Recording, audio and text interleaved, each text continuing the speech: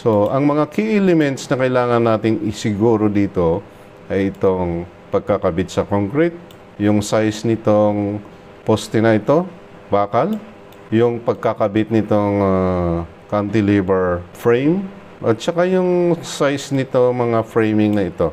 Dito sa model na ito, i-input natin yung actual size ng material na gagamitin sa construction. Pagka gawa na natin ng yung ating model, analysis model na ganito, i-apply natin yung mga ceiling load, yung dead load na sinasabi, yung mga bigat ng mga cladding elements. Dito natin din ipakita yung mga wind load. May wind load na pataas at saka may wind load pababa, mga action ng wind load.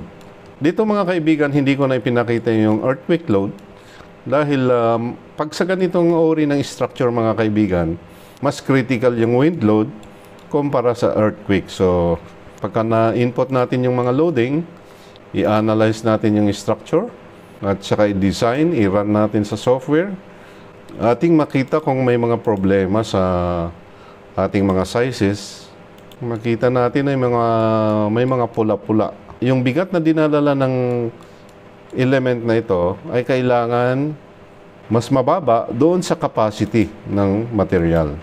Pagka ang value ay 1 point something, ibig sabihin mas mataas yung loading kaysa sa capacity ng element. Katulad nito, dahil ito ay pula, palitan natin ng size. So ulitin natin, ito yung mga key elements na kailangan natin i-check.